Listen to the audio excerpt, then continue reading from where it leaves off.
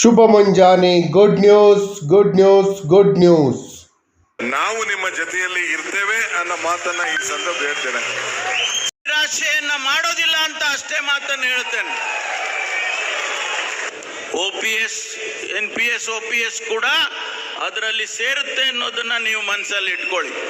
ಕಾಂಗ್ರೆಸ್ ರಾಜ್ಯದ ಪ್ರತಿಯೊಬ್ಬ ಆತ್ಮೀಯ ಸರ್ಕಾರಿ ನೌಕರರಿಗೆ, ನಿವೃತ್ತ ಸರ್ಕಾರಿ ನೌಕರರಿಗೆ, ಪಿಂಚಣಿದಾರರಿಗೆ ಹೊಸ ಸರ್ಕಾರದಿಂದ, ಮಾನ್ಯ ಮುಖ್ಯಮಂತ್ರಿಗಳಿಂದ ಒಂದು ಗುಡ್ ನ್ಯೂಸ್ ಸಿಕ್ಕಿದೆ. ನಿಮ್ಮೆಲ್ಲರಿಗೂ ನಿಶ್ಚಿತ ಪಿಂಚಣಿ ಯೋಜನೆ ಜಾರಿ ಆಗ್ತಾ ಇದೆ. ಇತರೆ ಸೌಲಭ್ಯಗಳು ಸಿಗತ್ತೆ. ಯಾವ್ಯಾವ ಸೌಲಭ್ಯಗಳು ಸಿಗತ್ತೆ, ಮಾನ್ಯ ಮುಖ್ಯಮಂತ್ರಿಗಳು ಹಾಗೂ ಉಪಮುಖ್ಯಮಂತ್ರಿಗಳು ಏನು ಹೇಳಿದ್ದಾರೆ ಅಂತ ತಿಳ್ಕೊಳ್ಳೋದಕ್ಕಿಂತ ಮುಂಚಿತವಾಗಿ, ಯಾರೆಲ್ಲ ಈ ಚಾನಲ್ಗೆ ಸಬ್ಸ್ಕ್ರೈಬ್ ಮಾಡ್ಕೊಂಡ್ರೆ ವಿಡಿಯೋಗಳನ್ನು ನೋಡ್ತಾ ಇದ್ದೀರಿ, ದಯವಿಟ್ಟು ಕೆಳಗಡೆ ಕಾಣ್ತಾ ಇರೋಂಥ ಸಬ್ಸ್ಕ್ರೈಬ್ ಬಟನನ್ನು ಒತ್ತಿ ಬೆಲ್ ಐಕಾನನ್ನು ಕ್ಲಿಕ್ ಮಾಡಿ ಆಲ್ ಅಂತ ಮಾಡಿ. ನೀವು ಫೇಸ್ ಮಾಡ್ತಾ ಇರೋಂಥ ಎಲ್ಲ ಪ್ರಾಬ್ಲಮ್ಗಳನ್ನು ಲೀಗಲ್ ಆಗಿ ಸಾಲ್ವ್ ಮಾಡ್ಕೊಳ್ಳೋಕ್ಕಿರೋಂಥ ಉತ್ತಮ ವೇದಿಕೆ ಸರ್ಕಾರಿ ನೌಕರ ಮಿತ್ರ ಯೂಟ್ಯೂಬ್ ಚಾನಲ್. ಸ್ನೇಹಿತರೆ, ಗುಡ್ ನ್ಯೂಸ್, ಗುಡ್ ನ್ಯೂಸ್. ಮಾನ್ಯ ಮುಖ್ಯಮಂತ್ರಿಗಳು ಹಾಗೂ ಉಪಮುಖ್ಯಮಂತ್ರಿಗಳೇ ಹೇಳಿದ್ದಾರೆ ನೋಡಿ. ನಿರಾಶೆಯನ್ನ ಮಾಡೋದಿಲ್ಲ ಅಂತ ಅಷ್ಟೇ ಮಾತನ್ನು ಹೇಳ್ತೇನೆ. OPS, NPS, OPS ಕೂಡ ಅದರಲ್ಲಿ ಸೇರುತ್ತೆ ಅನ್ನೋದನ್ನ ನೀವು ಮನಸ್ಸಲ್ಲಿ ಇಟ್ಕೊಳ್ಳಿ.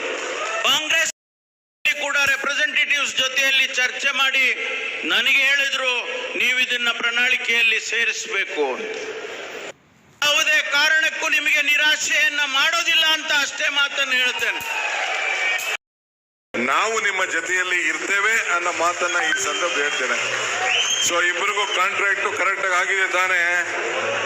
ಅಗ್ರಿಮೆಂಟ್ ನಮ್ಮ ಸ್ವಾಮಿಗಳು, ಅವರಿಬ್ರು ಕೂಡ ನಮ್ಮ ಅಗ್ರಿಮೆಂಟ್ಗೆ ಇಬ್ರು ಸ್ವಾಮಿಗಳು ಸಾಕ್ಷಿ. ಬುದ್ಧಿ, ನೀವಿಬ್ರು ಸಾಕ್ಷಿ ಆಗ್ಬೇಕು. ಅವರು ಬಾಂಡ್ ಪೇಪರು ಪರಮೇಶ್ವರ್ ಅವ್ರ ಹತ್ತಿರದೆ. ಸೊ ಷಡಾಕ್ಷರಿ, ನೀನು ಎಲ್ಲ ಸೇರಿ ಸೈನ್ ಹಾಕ್ಬೇಕು. ಏಂತಕ್ಕೆ ಸೈನ್ ಹಾಕ್ಬೇಕು? ಮುಂದಿನ ಸರ್ಕಾರ, ನಿಮ್ ಸರ್ಕಾರ, ನಮ್ಮ ಸರ್ಕಾರ ಒಟ್ಟಿಗೆ ನಾವು ಕೆಲಸ ಮಾಡಬೇಕು. ಗ್ಯಾರಂಟಿ ತಾನೇ?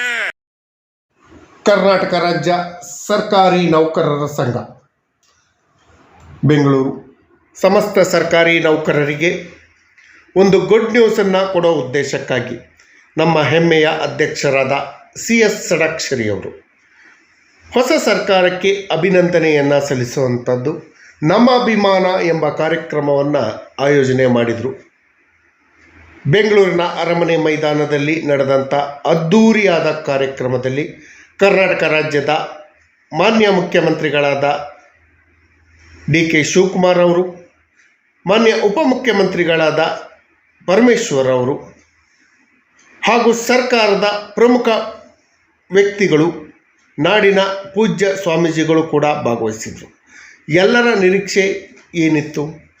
ರಾಜ್ಯ ಸರ್ಕಾರಿ ನೌಕರರಿಗೆ, ನಿವೃತ್ತ ಸರ್ಕಾರಿ ನೌಕರರಿಗೆ, ಪಿಂಚಣಿದಾರರಿಗೆ ಈ ಸಮಾವೇಶದ ಮೂಲಕ ಮಾನ್ಯ ಮುಖ್ಯಮಂತ್ರಿಗಳು ಏನೆಲ್ಲ ಗುಡ್ ನ್ಯೂಸನ್ನು ಕೊಡ್ಬೋದು ಅನ್ನೋ ಒಂದು ನಿರೀಕ್ಷೆ ಪ್ರತಿಯೊಬ್ಬರಲ್ಲೂ ಇತ್ತು. ಹಾಗಾಗಿ ಇಡೀ ಕರ್ನಾಟಕದಲ್ಲಿರುವಂತಹ ಸುಮಾರು 7.5 ಲಕ್ಷ ಸರ್ಕಾರಿ ನೌಕರರು, 3 ಲಕ್ಷ ನಿಗಮ ಮಂಡಳಿ ನೌಕರರು, 4.5 ಲಕ್ಷ ಪಿಂಚಣಿದಾರರು, ಗುತ್ತಿಗೆ ನೌಕರರು ಪ್ರತಿಯೊಬ್ಬರು ಕೂಡ ಕುತೂಹಲದಿಂದ TV ಮುಂದೆ ನೋಡ್ತಾ ಇದ್ದರು. ನ್ಯೂಸ್ ಏನು ಬರ್ಬೋದು ಅನ್ನೋ ಒಂದು ಕುತೂಹಲ ಪ್ರತಿಯೊಬ್ಬರಲ್ಲೂ ಇತ್ತು. ಈ ದಿನ ರಾಜ್ಯದ ಮೂಲೆ ಮೂಲೆಗಳಿಂದ ಈ ನಮ್ಮ ಅಭಿಮಾನ ಕಾರ್ಯಕ್ರಮಕ್ಕೆ ನೌಕರರು ಹಾಗೂ ಕುಟುಂಬ ವರ್ಗದವರು ಕೂಡ ಈ ಸಮಾರಂಭದಲ್ಲಿ ಭಾಗವಹಿಸಿದರು. ಈ ಸಮಾರಂಭ ಅತ್ಯಂತ ಯಶಸ್ವಿಯಾಗಿ, ವಿಜೃಂಭಣೆಯಾಗಿ ನಡೆಯಿತು. ಈ ಕಾರ್ಯಕ್ರಮದಲ್ಲಿ ಮಾನ್ಯ ಮುಖ್ಯಮಂತ್ರಿಗಳಾದ DK ಶಿವಕುಮಾರ್ ಅವರು, ಉಪಮುಖ್ಯಮಂತ್ರಿಗಳಾದ G ಪರಮೇಶ್ವರ್ ಅವರು, ಸರ್ಕಾರದ ಪ್ರತಿನಿಧಿಗಳು ಹಾಗೂ ನಾಡಿನ ಪೂಜ್ಯ ಸ್ವಾಮೀಜಿಗಳು ಕೂಡ ಭಾಗವಹಿಸಿದರು. ಈ ಸಭೆಯಲ್ಲಿ ಪ್ರತಿಭಾ ಪುರಸ್ಕಾರ ಸೇರಿದಂತೆ ಇತರೆ ಕಾರ್ಯಕ್ರಮಗಳು ಕೂಡ ಆಯಿತು. ರಾಜ್ಯ ಸರ್ಕಾರಿ ನೌಕರರು, ನಿವೃತ್ತ ಸರ್ಕಾರಿ ನೌಕರರು, ಪಿಂಚಣಿದಾರರು ಏನೆಲ್ಲ ನಿರೀಕ್ಷೆಗಳನ್ನು ಇಟ್ಕೊಂಡಿದ್ರು, ಮಾನ್ಯ ಮುಖ್ಯಮಂತ್ರಿಗಳು ಈಗ ಹೇಳ್ತಾರೆ, ಆಗ ಹೇಳ್ತಾರೆ, ನಮ್ಮ ಎಲ್ಲ ಸಮಸ್ಯೆಗಳು ಬಗೆಹರಿಯುತ್ತೆ ಅನ್ನೋ ಒಂದು ನಿರೀಕ್ಷೆಗಳು ಇತ್ತು. ಆದರೆ ಮಾನ್ಯ ಮುಖ್ಯಮಂತ್ರಿಗಳು ಹಾಗೂ ಉಪಮುಖ್ಯಮಂತ್ರಿಗಳು ಕೊಟ್ಟ ಭರವಸೆ ಒಂದೇ, NPS ಎಂಬ ಭೂತವನ್ನು ರದ್ದುಪಡಿಸಿ ನಾವು ಚುನಾವಣಾ ಪ್ರಣಾಳಿಕೆಯಲ್ಲಿ ಏನು ಭರವಸೆಯನ್ನು ಕೊಟ್ಟಿದ್ದೇವೋ ಆ ಭರವಸೆಯನ್ನು ಈಡೇರಿಸ್ತೀವಿ. NPS ಎಂಬ ಭೂತವನ್ನು ರದ್ದುಪಡಿಸಿ OPS ಅನ್ನು ಜಾರಿ ಖಂಡಿತವಾಗಿ ಮಾಡ್ತೀವಿ ಅಂತ ಹೇಳಿ ಭರವಸೆಯನ್ನು ಕೊಟ್ಟರು, ಭರವಸೆಯ ಮಾತುಗಳನ್ನು ಆಡಿದ್ರು. ಯಾವಾಗ NPS ರದ್ದಾಗಿ OPS ಜಾರಿಯಾಗತ್ತೆ ಅನ್ನೋದ್ರ ಬಗ್ಗೆ ಸ್ಪಷ್ಟವಾಗಿ ಮಾನ್ಯ ಮುಖ್ಯಮಂತ್ರಿಗಳಾಗಲಿ ಉಪಮುಖ್ಯಮಂತ್ರಿಗಳಾಗಲಿ ಹೇಳಲಿಲ್ಲ. ಈ ಬಗ್ಗೆ ಮಾನ್ಯ ನೌಕರ ಸಂಘದ ಅಧ್ಯಕ್ಷರಾದ CS ಷಡಾಕ್ಷರಿ ಅವರು ಸಮಸ್ತ ನೌಕರರಿಗೆ ತಿಳಿಸಬೇಕು, ಯಾವಾಗ NPS ಎಂಬ ಭೂತ ರದ್ದಾಗಿ OPS ಜಾರಿಯಾಗತ್ತೆ, ನೌಕರರಿಗೆ ಉಪಯೋಗ ಆಗತ್ತೆ ಅನ್ನೋದನ್ನು ದಯವಿಟ್ಟು ತಿಳಿಸ್ಬೇಕು. ಇಷ್ಟೆಲ್ಲ ಖರ್ಚು ಮಾಡಿ ಮಾನ್ಯ ಮುಖ್ಯಮಂತ್ರಿಗಳು ಉಪಮುಖ್ಯಮಂತ್ರಿಗಳನ್ನು ಕರೆಸಿ ನಾಡಿನ ಎಲ್ಲ ಕಡೆಯ ನೌಕರ ಮಿತ್ರರನ್ನು ನಿವೃತ್ತ ನೌಕರರನ್ನು ಕರೆಸಿ ಇಷ್ಟು ವಿಜೃಂಭಣೆ ಸಭೆ ಮಾಡಿದ್ದು. ಈ ಸಭೆಯಿಂದಾಗಿ ನೌಕರರಿಗೆ ಏನೆಲ್ಲ ಲಾಭ ಆಗತ್ತೆ ಅಂದರೆ ದಯವಿಟ್ಟು ತುಂಬ ಬೇಜಾರಾಗ್ತಾ ಇದೆ. ನಾವು ಬಹಳಷ್ಟು ನಿರೀಕ್ಷೆಗಳನ್ನು ಇಟ್ಕೊಂಡಿದ್ದು, ಆ ಯಾವುದೇ ನಿರೀಕ್ಷೆಗಳು ಈಡೇರಿಲ್ಲ. NPS OPS ಆಗೋದ್ರ ಬಗ್ಗೆ ಭರವಸೆಯನ್ನು ಕೊಟ್ಟಿದ್ದಾರೆ ಹೊರತು ನಮ್ಮ ಬೇಡಿಕೆಯ ಪಟ್ಟಿಯನ್ನು ರಾಜ್ಯ ಸರ್ಕಾರ ಈಡೇರಿಸಿಲ್ಲ. ಮಾನ್ಯ ಮುಖ್ಯಮಂತ್ರಿಗಳಾಗಲಿ ಉಪಮುಖ್ಯಮಂತ್ರಿಗಳಾಗಲಿ ಈ ಬಗ್ಗೆ ಎಲ್ಲೂ ಕೂಡ ತಮ್ಮ ಭಾಷಣದಲ್ಲಿ ಕೂಡ ಹೇಳಿಲ್ಲ. ಮಾನ್ಯ ಅಧ್ಯಕ್ಷರು ಕೇವಲ NPS OPS ಬಗ್ಗೆ ಮಾತ್ರ ಭರವಸೆಯನ್ನು ತಗೊಂಡ್ರು ಕೂಡ ಬೇರೆ ಯಾವುದೇ ಗುಡ್ ನ್ಯೂಸನ್ನು ಕೊಡಿಸೋಂಥ ಕೆಲಸಕ್ಕೆ ಮಾನ್ಯ ಅಧ್ಯಕ್ಷರು ಬರಲಿಲ್ಲ. ನಮ್ಮ ಪ್ರಮುಖ ಬೇಡಿಕೆಗಳು ಏನಾಗಿತ್ತು ತಮಗೆಲ್ಲರಿಗೂ ಹಗಲೆಲ್ಲ ಹೇಳ್ತಾ ಇದ್ದೀನಿ, ಮತ್ತೆ ಹೇಳೋದ್ರಿಂದ ನಿಮಗೂ ಬೇಜಾರಾಗ್ಬೋದು. ಆದರೆ ಹೇಳಬೇಕಾದಂಥ ಅನಿವಾರ್ಯತೆ ಇದೆ. ಸರ್ಕಾರಿ ನೌಕರ ಸಂಘಕ್ಕೆ ನಾವು ಒತ್ತಾಯ ಮಾಡಬೇಕಾಗಿದೆ. ಸರ್ಕಾರಕ್ಕೆ ಇಂತಹ ಕಾರ್ಯಕ್ರಮಗಳನ್ನು ಮಾಡ್ತಾಯಿದ್ದೀರಿ, ದಯವಿಟ್ಟು ಈ ಕಾರ್ಯಕ್ರಮದ ಮೂಲಕ ನೌಕರರಿಗೆ ಉಪಯೋಗ ಆಗುವಂಥ ಯೋಜನೆಗಳನ್ನು ಘೋಷಣೆ ಮಾಡಿ ಅಂತ ಹೇಳಿ ಕೇಳ್ಕೊಳ್ತೀವಿ.